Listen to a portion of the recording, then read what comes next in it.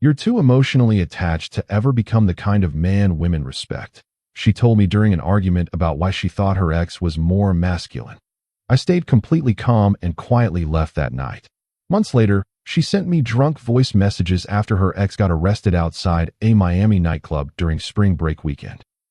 You're too emotionally attached to ever become the kind of man women actually respect. I just stared at her, not because I was hurt, not because I was angry, but because I was watching something reveal itself in real time, something that had probably always been there, underneath every smile, every quiet dinner, every Sunday morning we'd spent pretending we were building something real. The insult wasn't really about emotions. It was about who she believed I could never become. And the man she was comparing me to, the man she decided represented everything I wasn't, was sitting in a jail cell 8 months later outside a Miami nightclub on a Friday night, while she was leaving me voice messages at 2 a.m., crying into her phone, asking me why I never fought for her. I said nothing that night. I picked up my jacket from the back of the chair. I checked my phone once, and I walked out. What happened after that made that silence worth everything. I didn't realize it then, but that moment changed everything. There are moments in a relationship where something shifts, quietly, almost invisibly, and you don't catch it in time because you're still operating under the assumption that the person next to you wants what you want. I was operating under that assumption for longer than I should have been. I thought we wanted the same things. Stability, honesty, a relationship that didn't require performance. I thought when Alyssa told me she loved me, she meant the version of me that existed, the one who stayed calm in arguments, who didn't need to raise his voice to make a point, who built things slowly and kept his word. Looking back, I think she loved that version of me in theory. In practice, she found it boring. And that distinction, between what someone says they want and what they actually respond to, is the detail I should have paid more attention to. There was one specific moment, about 4 months before the argument, that ended everything. We were at a rooftop party in Midtown, one of those late summer gatherings where everyone's dressed well and the skyline looks like a promise. Alyssa's phone buzzed twice. She picked it up, smiled at the screen in a way she didn't explain, and put it face down on the railing. I noticed. I didn't say anything. I told myself it was nothing. It wasn't. If you enjoy real stories like this, subscribe, because what happened next changed everything for me. I was 32 at the time. Alyssa was 29. We'd been together for about 14 months, long enough that the early relationship electricity had settled into something more routine, but not so long that we'd had the serious conversations about what came next. We weren't living together, though we'd started talking about it. She had her apartment in Brooklyn. I had mine in the West Village. We split our time between the two, navigated the logistics with the kind of quiet efficiency that people mistake for compatibility. I worked in financial consulting. Not flashy, not the kind of job that comes with a good story at parties, but it paid well, and I was good at it. I'd spent most of my 20s building something steady, intentionally, without needing anyone to applaud the process. Alyssa worked in brand marketing. She was sharp, creative, socially magnetic in a way I genuinely admired when we first met. She knew how to walk into a room and make people feel like they'd been waiting for her. That was the surface of things.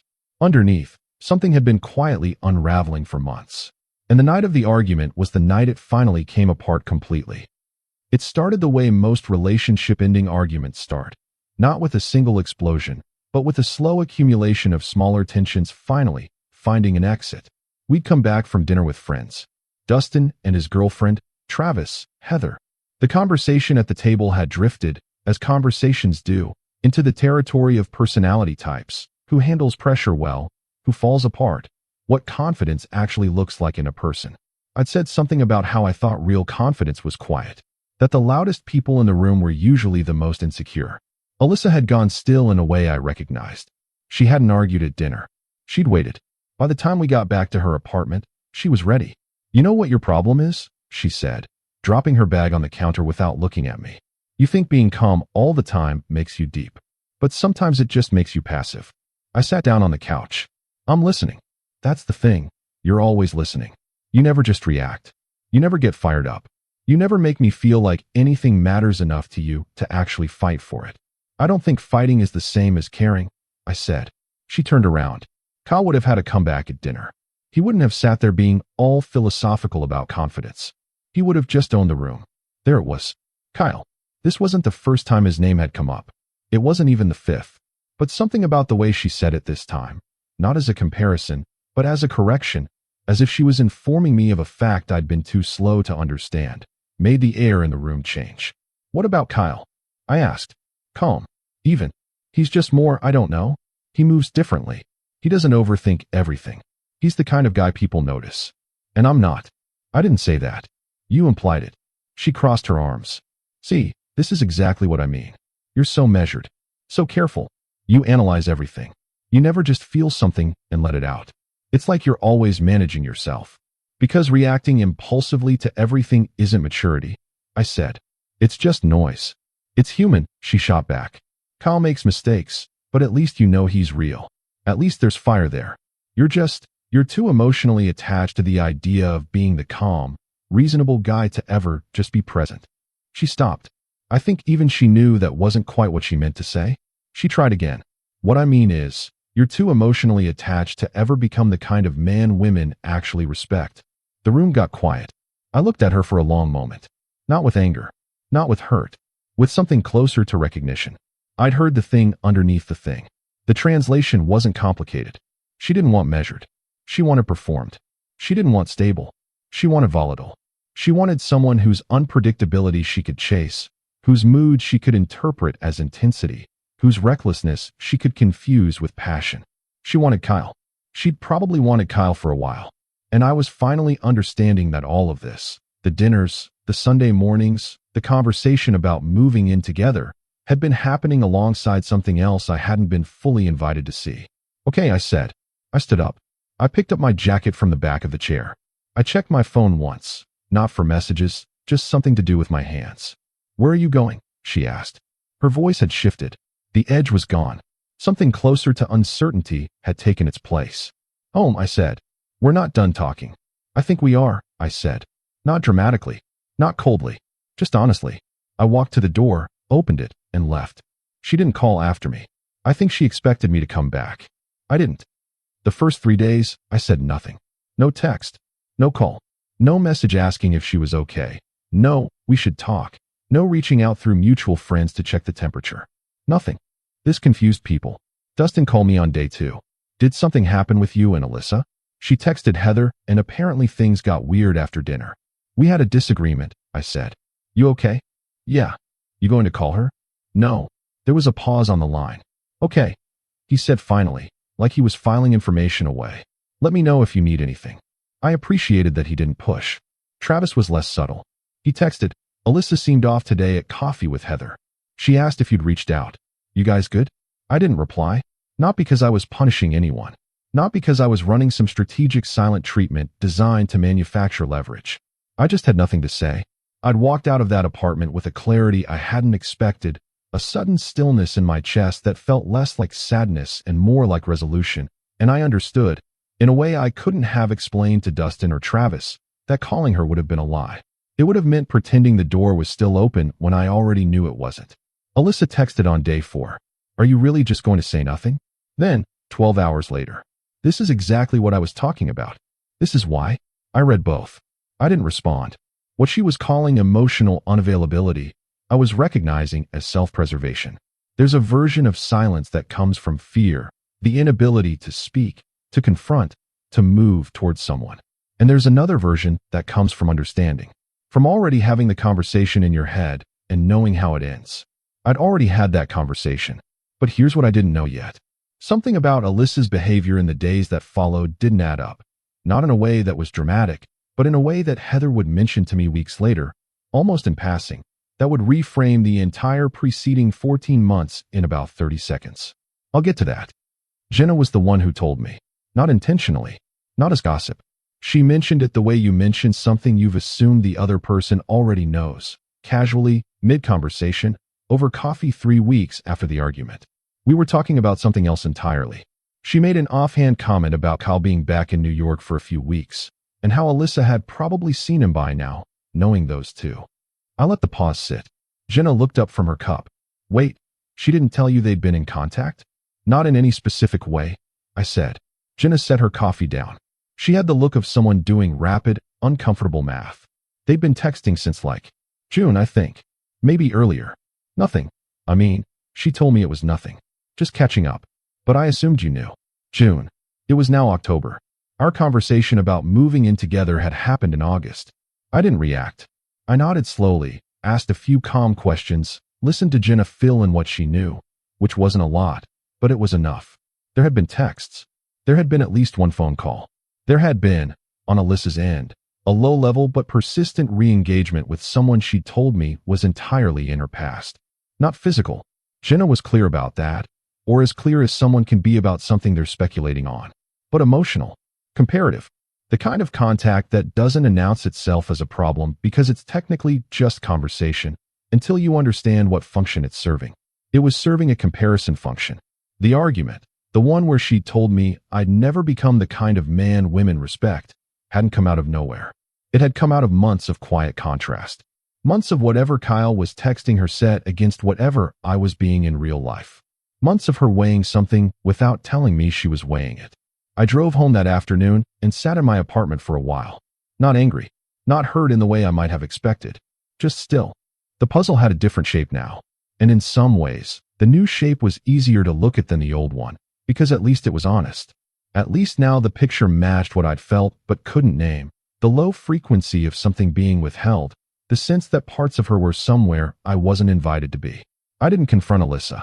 I didn't call Jenna back with more questions. I just let the information settle where it needed to.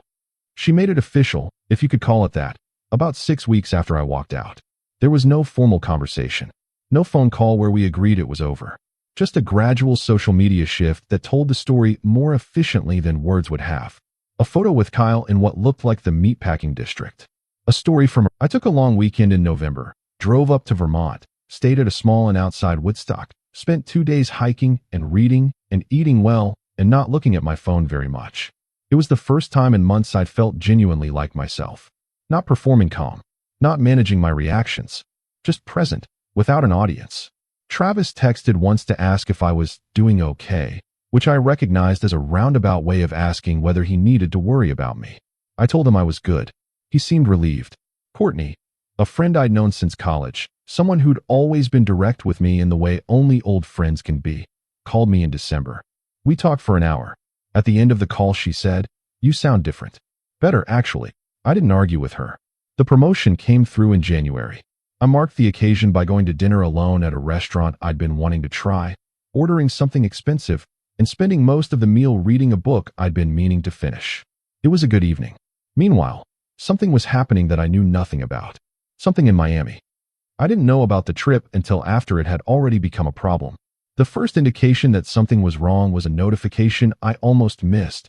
A mutual friend had shared something to their story, a vague caption, something about Miami madness, with a series of wide-eyed emojis that read more alarm than celebratory. I scrolled past it. An hour later, Dustin texted me. "Hey, random question. Have you talked to anyone today?" I was in the middle of something at work. I replied, "No." "Why?" His response took a few minutes. "There's some stuff going on. Nothing to do with you directly. Just, people are talking." I put my phone down and finished what I was working on. I'm disciplined about that. When I picked it back up, there were 2 missed calls. One from Jenna, one from a number I didn't recognize, and 3 texts from different people in the circle, all arriving within a 40-minute window, all with the same vague energy. Something had happened, something was being processed, and for reasons I hadn't yet worked out, I was adjacent to the conversation. I called Dustin back. "What's going on?" I asked. "Kyle got arrested last night," he said, "outside a club in Miami. Spring break weekend. Apparently, it escalated fast. There was a confrontation, some altercation outside the venue. Cops were called. He's been charged." I was quiet. Alyssa was there, Dustin added. Still quiet. "She's apparently been trying to reach people all morning," he said. "I don't know what she's specifically hoping for. But yeah, I thought you should know." "Thanks," I said. "You okay?" "Yeah," I said. "Completely." And I was. The details came in pieces over the next few hours, assembled from different sources with varying levels of accuracy. The kind of fragmented information that circulates through a social circle after something public and embarrassing happens to someone everyone knew. From what I could piece together, it was a group trip, the kind that gets planned in a group chat over a few weeks and builds its own momentum until everyone's booked flights and telling themselves it'll be fun. Kyle had been the center of it, as Kyle tended to be.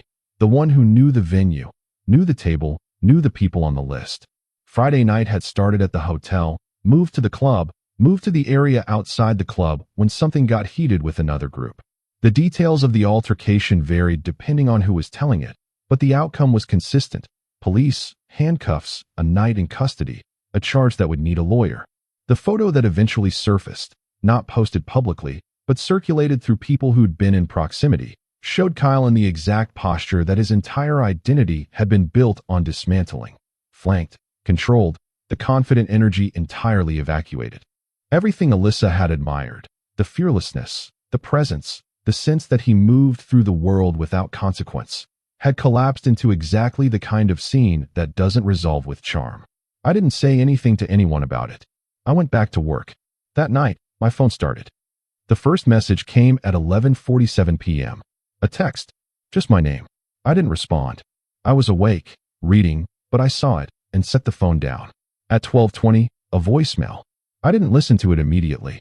I finished the chapter 1 was on, turned off the lamp, lay in the dark for a few minutes.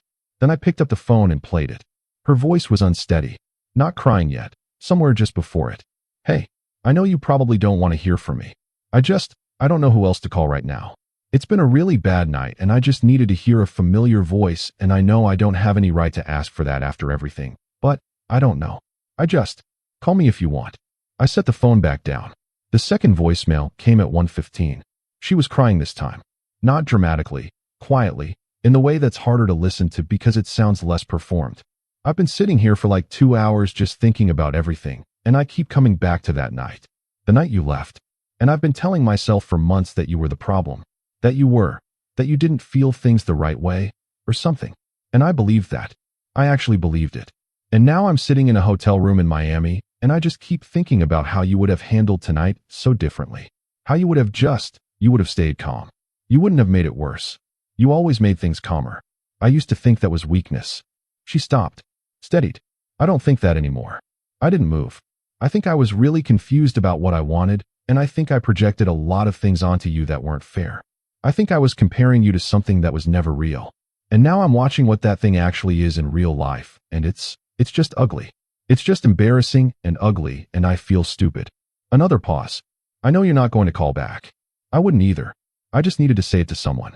Even if it's just a voicemail you delete. I'm sorry. I genuinely am. The third came at 2:08. Calmer. Almost exhausted. I know what I said to you. I know the exact words I used. About the kind of man women respect. I've thought about that a lot. I think I said it because I wanted to provoke something. I wanted you to fight back and get angry and prove that you cared. But you just left. And I've been mad at you for that for months. Tonight, I'm not mad anymore.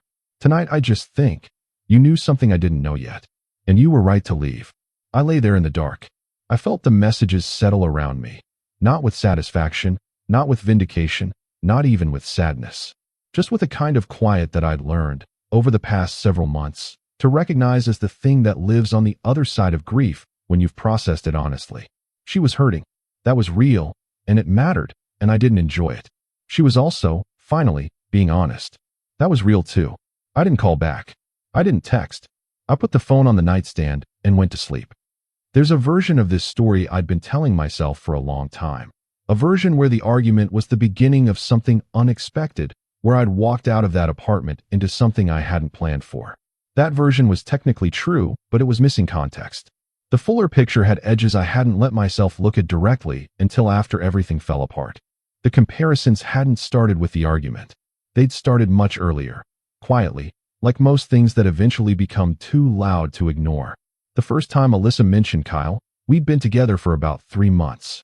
A passing reference, harmless sounding, about how he used to handle social situations. I hadn't attached anything to it. The second time was on a night we'd had an argument, minor, about something neither of us could probably remember, and she'd said, half to herself, Kyle never made me feel like I was overreacting. I'd clocked it and let it pass. By month 6, it was a pattern I'd noticed, but not named. Anytime I responded to something with steadiness instead of heat, there was a shadow of something on her face, something between disappointment and contempt. Not always, not even usually, but enough that some part of me had been quietly keeping count. The phone incident at the Midtown rooftop, the one I mentioned at the beginning, had been Kyle. I'd worked that out eventually. The timing aligned with what Jenna had told me. And the conversation about moving in together, The one I'd thought was us building towards something had happened in August, 2 months after she'd reopened contact with him, during a period when I think she was still deciding which direction she wanted to go. We'd been her backup plan in plain sight, and I'd been too committed to my own good faith reading of the relationship to see it. That part stung in a way the argument hadn't. Not because she'd done it intentionally. I don't think she had, not consciously. I think Alyssa was genuinely confused about what she wanted, genuinely caught between two different ideas about who she was and what she needed. The version of herself that was drawn to stability and quiet strength. The version of herself that wanted to feel the rush of something unpredictable. She'd tried to have both without admitting she was trying. That's not villainy. It's just the particular kind of cowardice that most people practice at some point. The inability to make the honest choice when the comfortable one is still available. But understanding it didn't mean I had to be the place she returned to when the exciting choice stopped working. I was finally clear on that. She called once more, not drunk, not late at night, not from Miami. From New York, about 3 weeks after the voicemails, on a Tuesday afternoon in early March. I answered. I wasn't sure you would pick up, she said. I almost didn't, I said honestly. But I thought you deserved an actual conversation. That's very you, she said. Not sarcastically, just observationally. We talked for a while. She was calmer than I'd expected, the way people get calm after the worst of something has already happened and they're just living in what's left. She told me things had ended with Kyle in the aftermath of Miami. She didn't go into detail, and I didn't ask for it. She said she'd been doing a lot of thinking. She said she understood if I had no interest in speaking to her. Then she said, "Is there anything? I mean, do you think there's any chance?" "No," I said, gently, without hesitation. "I didn't think so," she said quietly. "I don't think it's something that could be rebuilt," I said. "Not because of what happened in Miami, or even because of Kyle. It's just, I know what I was to you during that period. I know what role I was playing. And I think if I let you back in, we'd end up in the same place eventually, because the thing that made you look somewhere else is still a real thing. It's not something that just goes away because the alternative turned out badly." She was quiet for a long time. "You're not angry at all, are you?" she said. "No," I said. "I think that bothers me more than if you were," she said. "I know," I said. We ended the call without drama. No raised voices. No accusations. No final speeches designed to wound or to seek closure that was never going to be complete. She said she was sorry again. I told her I hoped she was okay. And I meant it. Spring arrived the way it always does in New York. In pieces, tentatively. A warm day, followed by a cold one. The city slowly convincing itself to open back up. I got into a rhythm that felt, for the first time in years, genuinely mine. The promotion had brought new responsibilities I found meaningful. I joined a running group that met on Saturday mornings near the river, not because I needed the social component, but because it turned out I liked it, the movement and the air and the company of people who were just there to run, without agenda.